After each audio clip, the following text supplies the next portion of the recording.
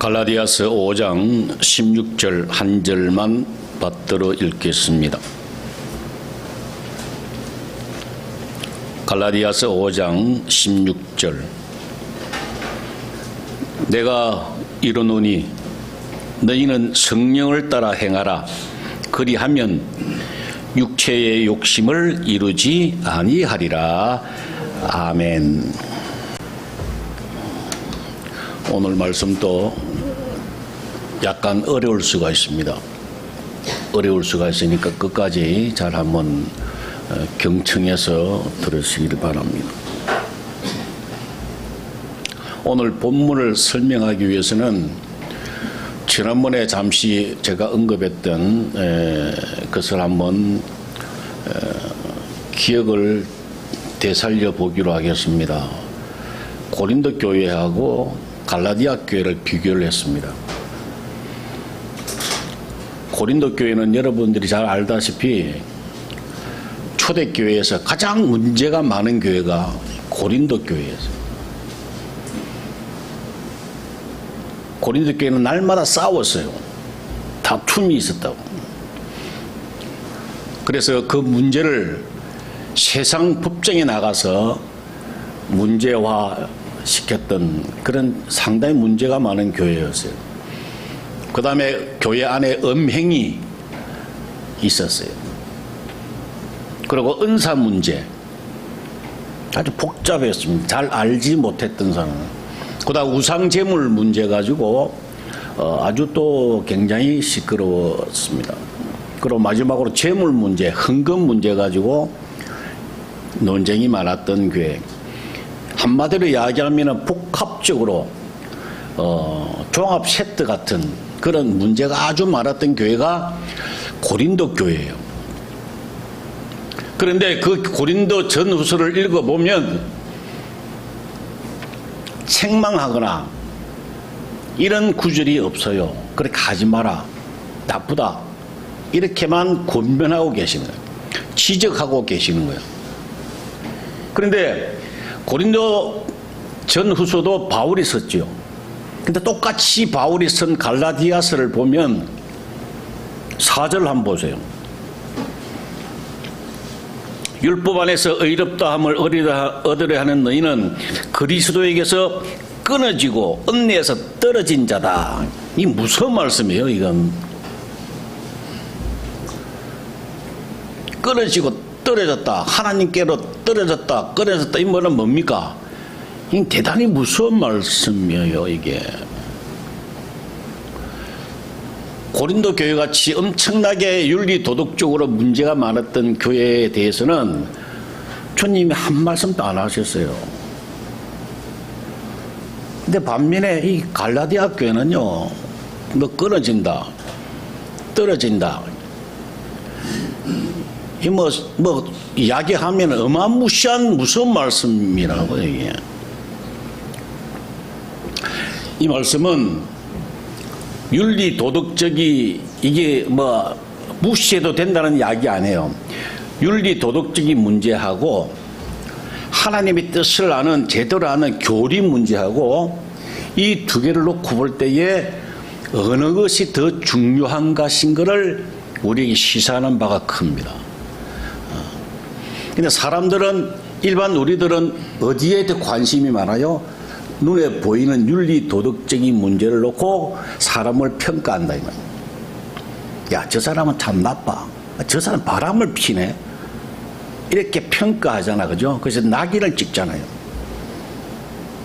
근데 하나님께서는 하나님의 뜻을 제대로 알고 있나 모르고 있나 여기에 중점을 주신다고.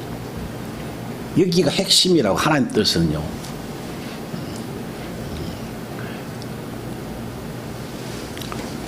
엄밀하게 디테일하게 들어가 보면 윤리 도덕 문제는요, 사람은 본래 타락했어요. 그래서 율법을 행할 수 있는 능력 자체가 아예 없어요. 아예 우리에게는 이게 없다고요. 의인은 없나니 하나도 없다고 그랬잖아요. 이 세상에는 의인이라고 하는 율법을 완전히 지킬 수 있는 사람인데 이 사람은 아예 없다. 왜? 죄 때문에 그렇다는 거야. 죄. 하나님의 말씀을 명령을 어겼기 때문에 그게 죄잖아요. 그래서 그 죄를 때문에 우리가 율법을 의인이 될 수가 없는데 예수님이 대신 이 땅에 오셔서 십자가를 지심으로 그 문제를 해결했단 말이에요.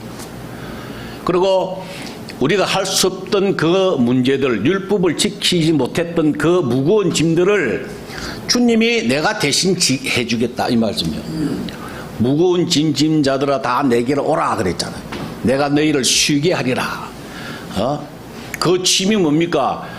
죄로 인해서 할 수 없었던 그 율법적인 윤리 도덕적인 그 문제, 그 무거운 짐, 우리가 해야 되는 그 무거운 짐을 다 내게로 오라. 내가 너희를 쉬게 할 것이다 그래서 나한테 맡기라. 너희 염려를 다 주께 맡기라. 왜? 그분이 다 해결해 주실 것이니까. 이 말씀은 구약에도 여러 번 말씀을 하시고 예언을 하시고 신약에도 그 말씀이 있습니다. 에스겔서 36장 37절에 내 영을 너희 속에 두고 내 율례를 행하게 하리니 너희가 내 규례를 지켜 행할지라 그랬잖아요. 예언을 이미 하셨잖아요. 내 영을, 하나님의 영을 너희 속에 두고 그랬어요. 성령께서 우리 속에 와 계시잖아요. 이미 주셨잖아요. 그래서 내 율례를 행하게 한다. 누가요? 그분이 행하게 하신다는 거예요. 여러분들이 하는 거 아니에요.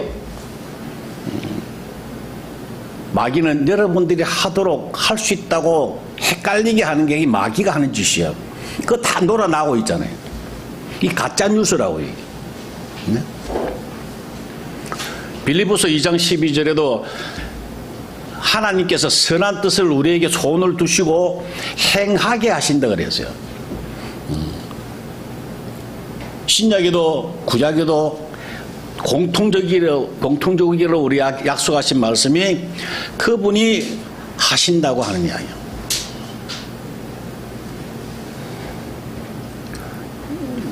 우리가 하는 거 아니에요. 근데 저도 많이 속았고 지금도 많은 사람들 속고 있는 것 중에 하나가 또 의문이 있는 게 뭐냐면은 아니 그분이 다 하시면 뭐 나 마음대로 죄지도 되겠네? 내 마음대로 행동해도 되겠네? 그런 마음이 딱 들어요. 그 보통 사람 같으면 그런 생각이 누구나 다 든다니까. 야, 내 이제 마음 놓고 뭐 죄지도 되겠네? 주님이 다 하시겠네? 저도 그래 그 생각 때문에 방탕생활 많이 했어요. 저도 믿음은 있는데 속에 확실히 주님이 함께 하신다는 걸 제가 믿는데 내 마음대로 그렇게 방탕생활을 많이 했었어요. 그런데 하나님 말씀을 제대로 모르니까 그래요. 예를 들어서 여러분들이 왕자가 됐단 말이야. 공주가 됐단 말이야. 그래서 아버지가 옷을 아주 세상에서 제일 좋은 옷을 맞춰줬어요. 드레스를 공주 옷을 맞춰 다 입고 있어요. 있는데 다 입었어. 이미 입었어. 그런데 1살, 2살짜리는 뭐 모르잖아요. 철이 없잖아요. 그래가 자기가 옷을 귀한 거 입은 줄 모르고 나가서 흙에 막 뒹굴고 놀고 해가 옷이 더럽혀지는 거야. 응?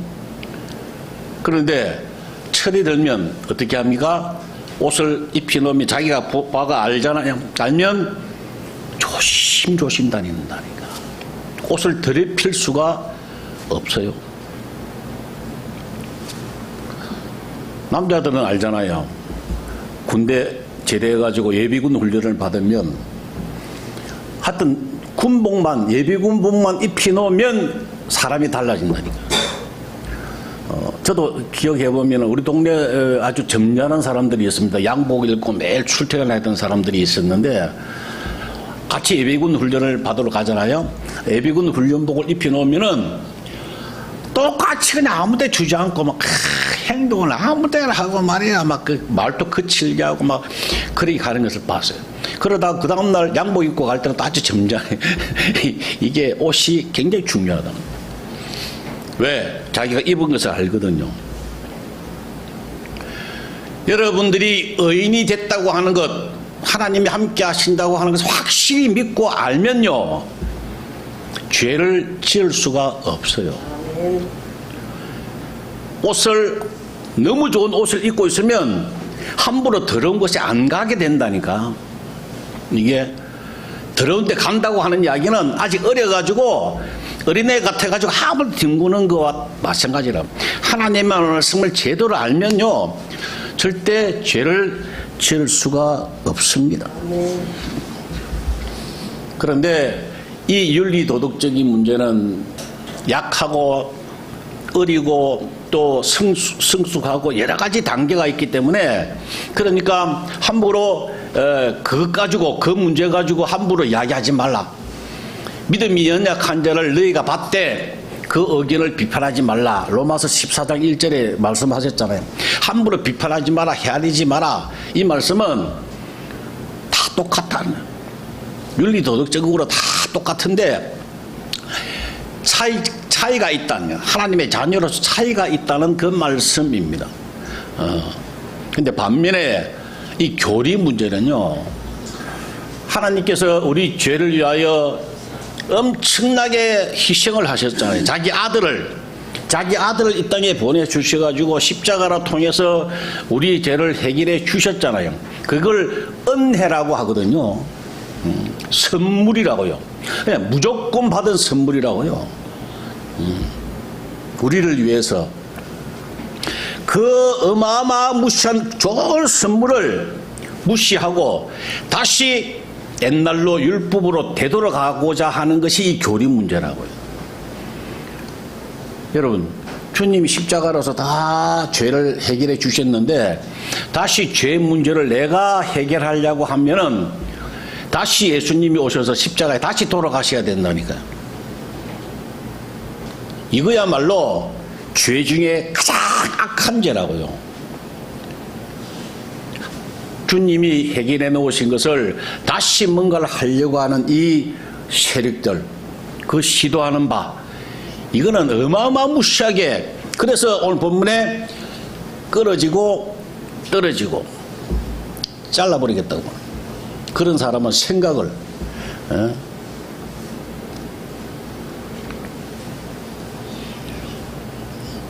윤리 도덕적으로 문제가 많은 사람은요, 왜 문제가 많습니까? 아직 어리기 때문에 그런 거야.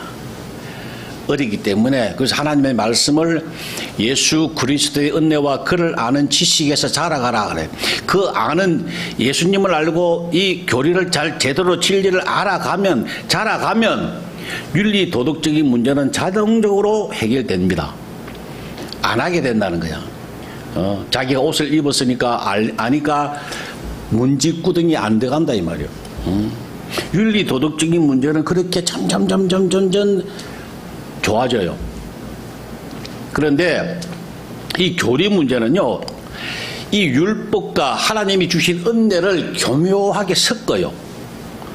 적당하게 이렇게 짬뽕해가지고 섞어가지고 가면 갈수록 하나님의 은혜를 무력화시키려고 하는 그거, 그럴듯하게 포장을 잘 해가지고. 유럽이 지금 이미 다 끝났잖아요. 인본주의라 그러거든, 그거를요. 적당하게 하나님의 은혜와 사람이 해야 되는 율법을 믹싱을 잘해요. 섞어요. 그러면 자동적으로 점점 인본주의로 흘러게 돼 있어요, 얘기는. 유럽을 보면 우리가 알잖아요. 이미 다 끝났잖아요. 그것이 지금 우리나라에도 들어와 있다고요. 여러분, 설교 들어보세요. 설교 들어보면은 율법하고 하나님의 은혜, 이거를요 정말 많이 섞어놨어요. 어떤 날은 우리가 뭐 하자고 자꾸 이야기합니다. 뭘 해야 된다고 이야기합니다. 강조를 합니다. 또 어떤 날은 또 가끔 가다가 은혜를 또 이야기할 때도 있어요. 자꾸 섞어놔요. 하나님이 싫어하신다. 그게 인본주의라고 하는 거예요. 이게 절대 섞일 수가 없어요. 율법주의로 은혜로 섞여서 가면은 그 결과는 너무나 뻔하다고요. 그래서 요한계시록 3장에 라우디아 교회를 향해서 주님이 뭐라 하셨습니까? 차지도 말고 덮지도 말라. 내가 토하겠다. 그거를 내가 뜨겁게 막 주의를 위해서 막 뜨겁게 안 하면은 그렇게 될 것이라고 착각한다, 사람들이. 그게 아니에요. 차지도 않고 덮지도 않는다면은 율법과 은혜를 적당히 섞는 걸 이야기하는 거예요. 그럴듯하게 섞는 거. 내가 막 교회에 충성 안 하면은, 뜨겁지 않냐 하면은, 아니면 아주 그 교회를 안 다니든가, 이래가지고 어중간하면 주님이 토해내시겠다라는 뜻이 아니라고요, 이게. 율법과 은혜를 적당하게 회색주의자처럼 중간에서 적당하게 하는 거예요, 적당하게. 하나님의 은혜도 인정을 해요. 인정을 하고 감사합니다. 그러면서 또 어떤 면은 이 문제는 우리가 해야지요. 라고 강조합니다. 여러분 가만 들어보세요. 설교들이요 대체로 이래요 지금. 근데 굉장히 먹음직 볼만하고요 지혜롭게 할 만큼 탐스러운 열매같이 보여요. 아주 그럴듯하게 들린다고요. 왜? 사람들은 윤리 도덕적인 문제를 훨씬 중요하게 생각하고 있으니까 인식하고 있잖아요. 다 눈에 보이니까. 근데 교리는 하나님의 뜻은 눈에 안 보이니까 별로 관심이 없다 이 말이에요. 그래서 이 윤리 도덕적인 문제를 가지고 자꾸 터치를 하면 사람들이 반응이 좋아요. 반면에 하나님의 뜻을 가지고 자꾸 설교하면요 재미가 없어요. 그래서 생명으로 인도하는 문은 찾는 자가 적다 그래요. 되지도 않으면서 되지도 않으면서 별로 관심이 없다고.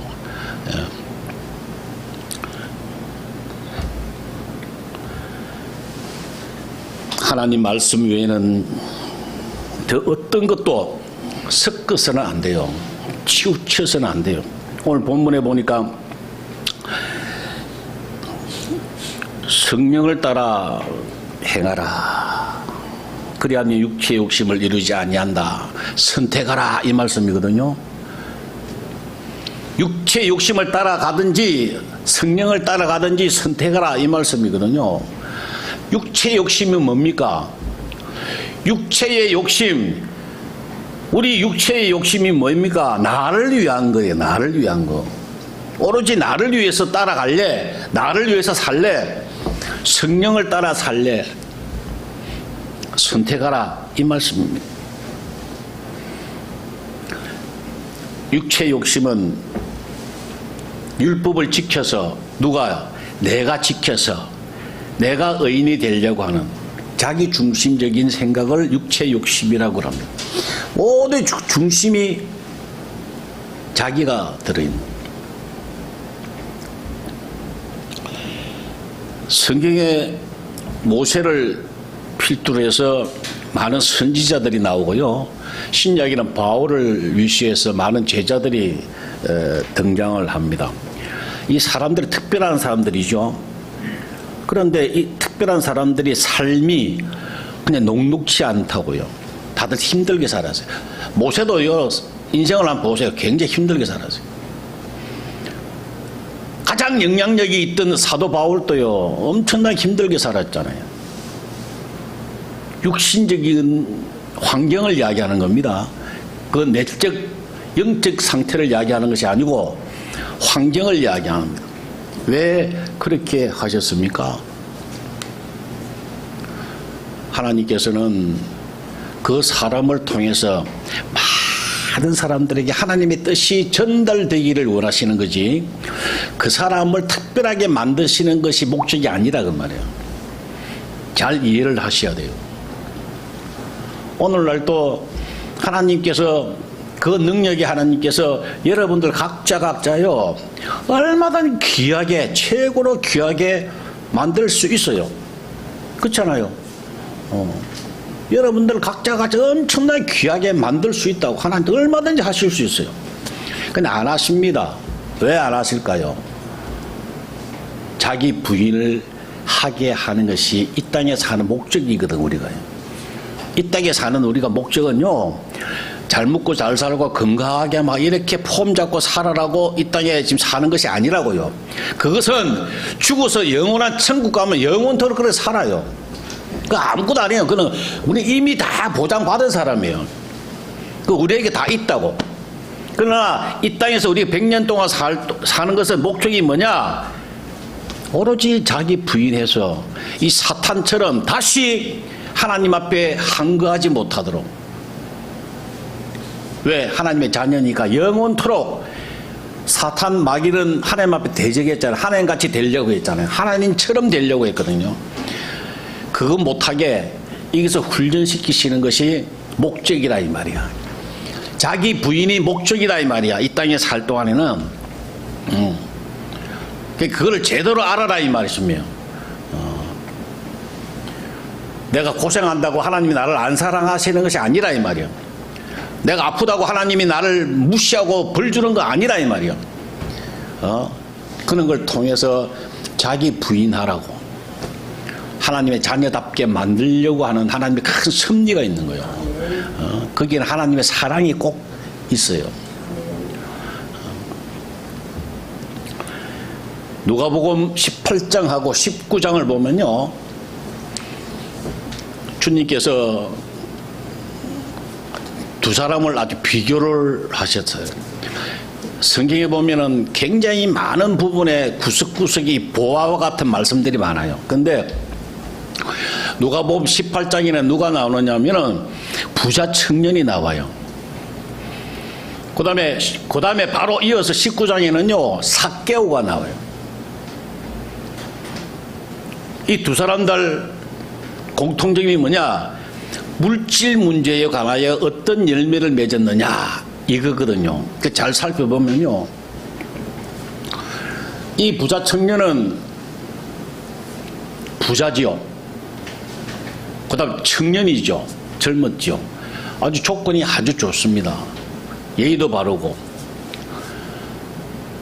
주님 앞에 나왔어요.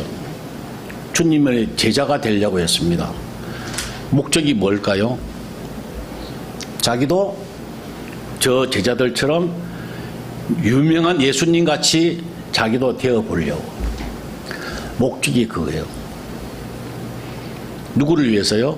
자기를 위해서. 그게 육체의 욕심입니다. 예수님께서 그걸 아시고 모든 계명을 지켜라 그렇게 다 지켰대. 그러면 네가 가지고 있는 모든 재물을 다 팔아서 남에게 주고 맨손으로 나를 쫓아라. 여기에 걸려서 근심하며 갔더라 그래서. 근데 반대로 삭개오는 세리장입니다. 이 당시에 세무소 서장 정도 되면요, 사람들에게 무시당하고 멸시당하고 손가락질 받는 그런 사람이에요. 돈은 많이 벌 수 있습니다만은 사람들에게 가장 무시당하고 멸시당하는 게 세리 직업이에요. 왜? 그 사람들을 괴롭히는 거거든요. 그 사람들이 돈을 뺏기 때문에 굉장히 멸시하는 사람 중에 하나가 세리입니다.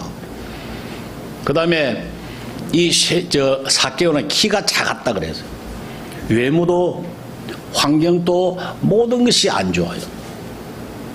근데 오로지 주님 한번 만나려고 나무에 올라갔어요. 목나무에 올라갔어요.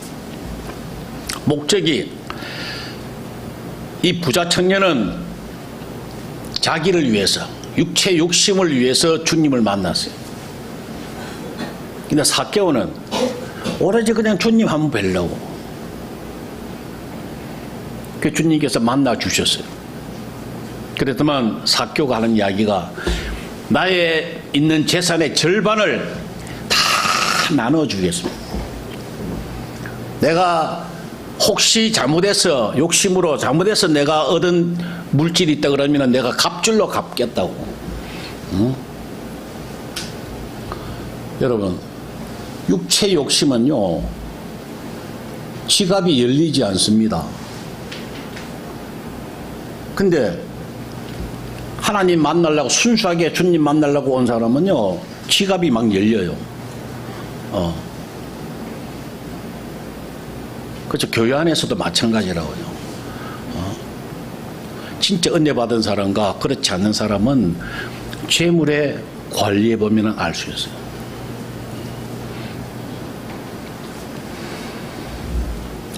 관심이 이 부자 청년은 오로지 자기의 욕심에 있었습니다. 삭개오는 전적으로 주님만 의지하고 주님만 만나려고 했던 그 관심에 초점이 있는 거예요.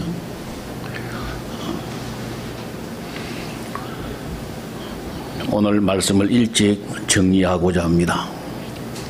내가 뭔가를 자꾸 하려고 하면요, 그 참 착각을 하는데 사람들이 뭐 해야 될 거 아니냐. 아니에요. 그게 마귀가 주는 거라고. 내가 자꾸 뭔가를 하려고 해요. 그렇게 하지 마시고요. 주님의 음성을 자꾸 들으시려고 그랬어요. 네. 주님이 주시는 감동을 자꾸 가지려고 하세요. 네. 그게 성령을 따라 하는 거예요. 성령을 따라 성령을 따르는 거예요. 내가 뭔가 자꾸 하려고 하면요, 버릇이 듭니다. 그 결과는요, 망하는 거예요. 근데 이 모든 것이 명분이 좋아요. 내가 주를 위해서, 교회를 위해서 내가 열심히 하겠다. 누가 뭐라 해? 명분이 되잖아요. 마귀는 항상 명분을 잘 세워요. 그럴듯하게 합니다. 그러면은 되지 않습니다. 교회에 문제 있는 사람들요, 제가 많이 만나고 들어봤는데, 교회에 열심을 낸 사람들이 교회에 문제를 일으켜요, 항상. 교회 평범한 사람은 절대 교회에서 문제를 일으키지 않습니다. 왜 문제를 일으키느냐? 내가 들어가니까 항상 그 사람이 가는 데마다 문제가 일어나는 거예요.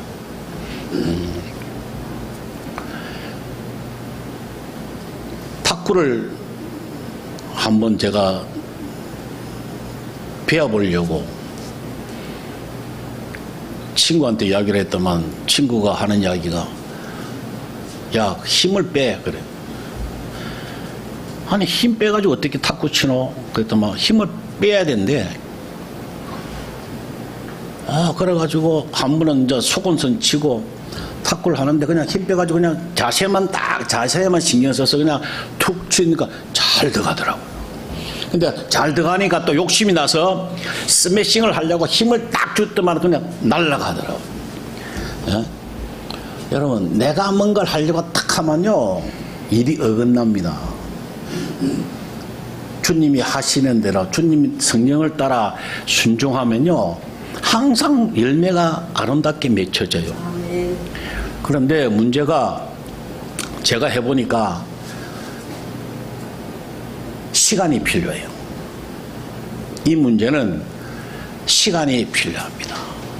하루아침에 그냥 사람이 확 바뀌면 얼마나 좋겠습니까? 우리 손자가 그냥 내일 갑자기 커가지고 군대 간다고 하면은 얼마나 이상하겠습니까? 그러고 군대 갔다 와가지고 또 뭐 내년에 또 장가를 가겠다 이러면 이상하잖아요, 사람이. 차차 스텝 바이 스텝으로 계속 자라나야 돼요. 거기에 뭐가 필요하냐? 인내가 필요합니다. 뒤에 5장 22절에 성령의 열매에 보면은 오래 참는다고 했어요. 성령의 열매는 인내가 꼭 여기에 들어갑니다. 하나님의 모든 열매는 시간이 필요합니다.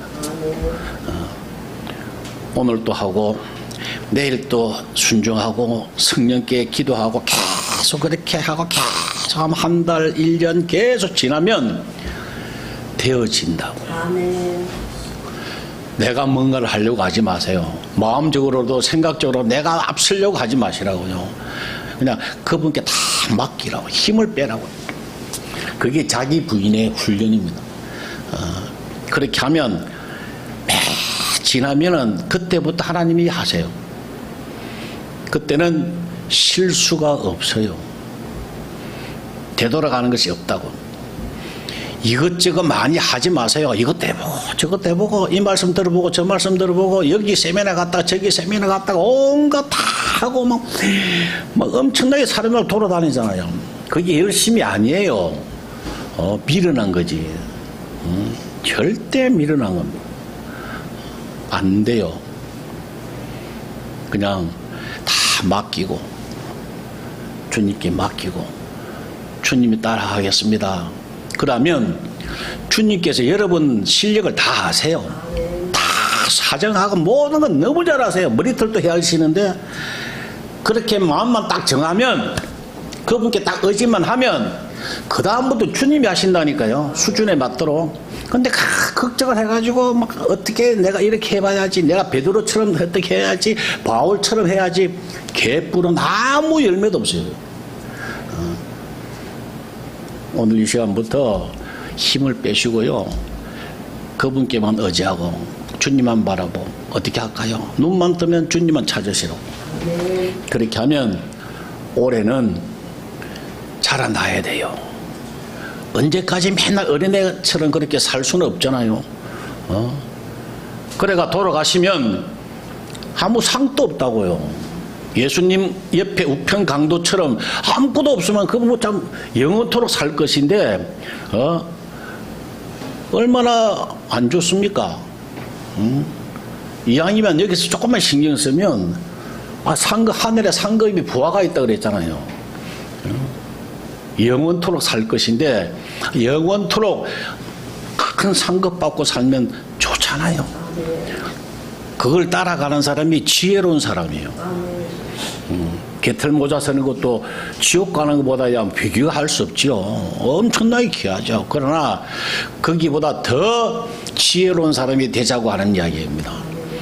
그렇기 위해서는 성령을 따라 성령을 의지하고 성령께 모든 것을 부탁하고 그분이 시키는 대로 순종하고자 하는 마음을 가지고 있으면, 작정하면 그때부터 주님이 여러분 수준에 맞춰서 그때부터 하나님 1대1로 교육을 하신다고. 그래야 성장 가능합니다. 내가 뭔가 하겠다 이런 계획을, 목표를 다 부숴버리고요.